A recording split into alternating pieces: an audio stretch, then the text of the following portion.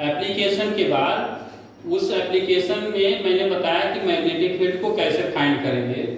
Next जो topic है वो है force acting on a moving charge. Force acting on moving charge particle in uniform magnetic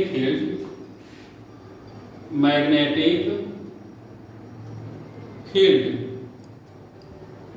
देखिए फिर से समझिए, जो टॉपिक आपका है, हेडिंग है, वो है force acting on a moving charge in uniform magnetic field. इसी को हम लॉरेंज फोर्स भी कहते हैं।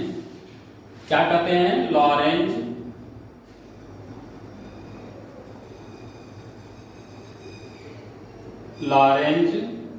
फोर्स। तो जब कोई भी चार्ज पार्टिकल मूव करता है यूनिफॉर्म मैग्नेटिक फील्ड में, तो उस पर कौन कौन से फोर्स अप्लाइड होता है? तो नंबर फोर्स, फर्स्ट नंबर है F proportional to Q, means the force acting on moving charge particle is directly proportional to the charge of the particle, that is F is directly proportional to Q। मान लेते हैं जो charge move कर रहा है उस पर charge कितना है? Q है, तो उस पर फोर्स कितना अप्लाइड होगा? F proportional to Q। Second number होता है कि आपने इसको कहां पर रखा है? मैग्नेटिक फील्ड में रखा है, तो ये हो जाएगा F is directly proportional to strength of the magnetic field। F is directly proportional to strength of magnetic field। जो मैग्नेटिक फील्ड में आपने चार्ज पार्टिकल को रखा है, तो जितना ज्यादा मैग्नेटिक फील्ड स्ट्रांग होगा उतना ज्यादा उस पर फोर्स अप्लाइड होगा। थर्ड नंबर रिप्रेजेंट करता है कि उसकी वेलोसिटी क्या है। तो F is directly proportional to V। Velocity के डायरेक्टली प्रोपोर्शनल होता है। और लास्ट नंबर है कि जो चार्ज पार्टिकल है उसका मोशन, उसकी वेलोसिटी और मैग्नेटिक फील्ड के बीच जो एंगल का फॉर्मेशन है उस पर भी डिपेंड करता है। तो F is directly proportional to sine theta. अगर हम इन सभी इक्वेशन को कंबाइन करते हैं तो फार्मूला आएगा F proportional to Q V B sine theta. अब देखिए इसमें F विल इक्वल हो जाता है K Q V B sine theta की बात आती है। K क्या है? कांस्टेंट है। K की वैल्यू अगर 1 लेते हैं तो F इक्वल कितना आएगा? Q V B sine theta. तो अब ये मेन फार्मूला हो गया कि F विल बी इक्वल कितना होता है? Q V B sine theta. अब इसमें ये भी कंडीशन है कि अगर मान लीजिए कि जो वेलोसिटी है वो 0 है, जो चार्ज पार्टिकल है वो मोशन में नहीं है। अभी आपने क्या लिखा है? Moving charge particle.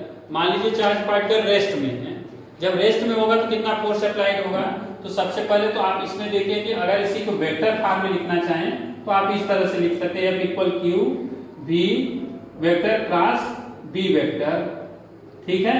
अब यहाँ पर हम बोल रहे हैं कि मान लीजिए केस नंबर फर्स्ट है कि जो चार्ज पार्टिकल है रेस्ट में है, यानी जब रेस्ट में होगा तो वेलोसिटी इक्वल क्या होगा? 0। जब वेलोसिटी 0 होगा तो उस चार्ज पार्टिकल पर कोई भी फोर्स अप्लाइड नहीं होगा। देन F विल भी इक्वल क्या हो जाएगा? 0 आएगा। F की वैल्यू भी क्या हो जाएगी? 0 आएगी। किस केस में? कि चार्ज पार्टिकल रेस्ट में हो। सेकेंड नंबर है कि मान लीजिए कि थीटा विल भी इक्वल 0 डिग्री हो। सेकेंड नंबर की कंडीशन है, मान लीजिए सपोज किया कि थीटा विल भी इक्वल 0 है। 0 में भी फोर्स की वैल्यू क्या हो जाएगी? 0। अगर पैरेलल मोशन होता है तो उस कंडीशन में फोर्स अप्लाइड नहीं होता है। थर्ड नंबर है कि theta will be equal 90 degree. ये बहुत महत्वपूर्ण है, ये इंपॉर्टेंट है कि थीटा की वैल्यू अगर 90 डिग्री है तो जो लॉरेंज फोर्स होगा वो अप्लाइड होगा, मैक्सिमम अप्लाइड होगा। हम यहाँ पर कह सकते हैं कि मैक्सिमम फोर्स अप्लाइड होगा, यह मैक्सिमम होगा। किस केस में होगा? जब थीटा की वैल्यू कितनी होगी? 90 डिग्री पर। और जब 90 डिग्री पर होगी तो आपने फ्लेमिंग लेफ्ट हैंड रूल पढ़ेंगे। फ्लेमिंग लेफ्ट हैंड रूल से जो उसका पार्टिकल का जो मोशन होगा वो सर्कुलर मोशन होने लगता है, क्योंकि बॉडी पर जो है जब फोर्स अप्लाइड होगा वो 90 डिग्री पर फोर्स अप्लाइड होगा। तो जैसे मान लीजिए कि बॉडी सीधा ऐसे मोशन कर रही है, अब फोर्स आपका इधर अप्लाइड है तो टर्न हो जाएगी बॉडी, फिर से 90 डिग्री पे अप्लाइड है, फिर से बॉडी टर्न हो जाएगी। इस तरह 90 डिग्री में क्या होगी, रोटेट करने लगेगी। ये तो हम कह सकते हैं कि when a body charge particle inter in magnetic field, तो इसका मोशन क्या हो जाएगा, the motion of charge particle in uniform magnetic field is circular motion. तो उसका मोशन होगा सर्कुलर मोशन। इसी में एक टॉपिक और है कि ये तो आपको बताया हमने कि force acting on moving charge particle. इसी में अगर आपको ये बताया जाए कि force acting on current carrying conductor placed in uniform magnetic field, ये भी उसी तरह का क्वेश्चन है, सेम क्वेश्चन है। अभी फोर्स किस पर अप्लाइड होता था, चार्ज पार्टिकल पर। अब हम कर रहे हैं कि फोर्स अप्लाइड होगा current carrying conductor placed in uniform magnetic field. तो क्या कंडीशन आएगी,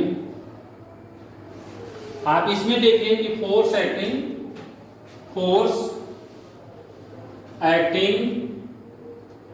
किस पर, करंट कैरिंग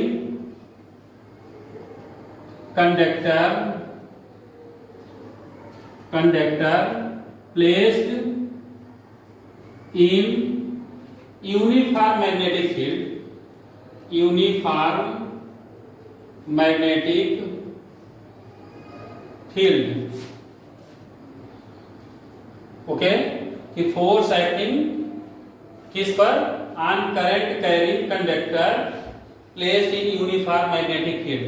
हमने यूनिफॉर्म मैग्नेटिक फील्ड में कंडक्टर को रखा है, और वो भी कंडक्टर कैसा है जिसमें करंट पास हो रहा है। सपोज किया कि ये यूनिफॉर्म मैग्नेटिक फील्ड है, पैरेलल लाइन को रिप्रेजेंट करता है, पैरेलल लाइन से रिप्रेजेंट करते हैं, और इसमें हमने एक कंडक्टर रखा है ए बी, और यूनिफॉर्म मैग्नेटिक फील्ड बी है, एंगल का फॉर्मेशन होता है theta. Length of the conductor is small L, length कितना है, स्मॉल एल, और इस पर फोर्स अप्लाइड हो गया एफ। फिर समझिए अब करंट कितना पास हो रहा है, आई। ये हो गया कि force F acting on current I carrying conductor placed in uniform magnetic field. एक कंडक्टर है, मान लीजिए ये इस तरह से, जिसमें करंट पास कर दिया और आपने रख दिया मैग्नेटिक फील्ड में, तो इस पर कितना फोर्स, अभी क्या था, चार्ज पार्टिकल मोशन कर रहा था, अब क्या है, करंट कैरिंग कंडक्टर को आपने रखा है, तो यहाँ पर जो फोर्स होता है F is directly proportional to current, सीधा सीधा है कि F जो है force is directly proportional to the amount of current, current पर डिपेंड करता है।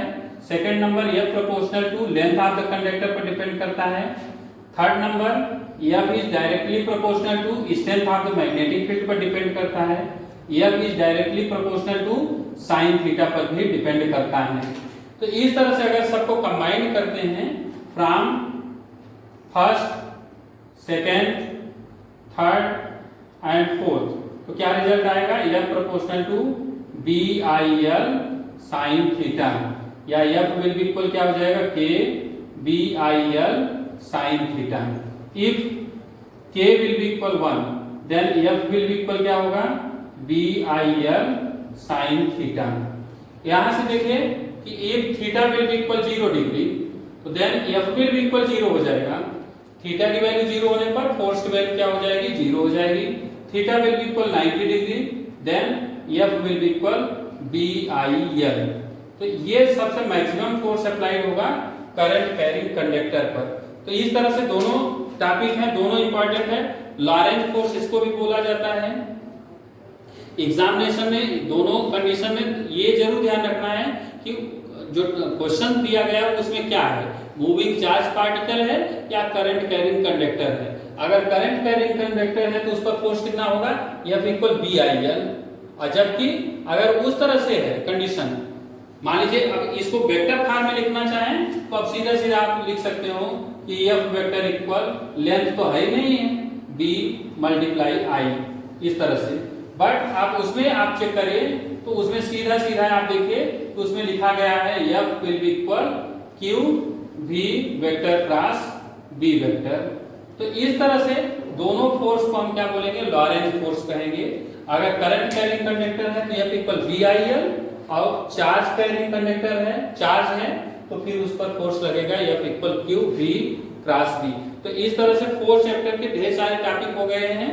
कुछ 2-3 टॉपिक हैं, उसके बाद नेक्स्ट चैप्टर स्टार्ट कर देंगे।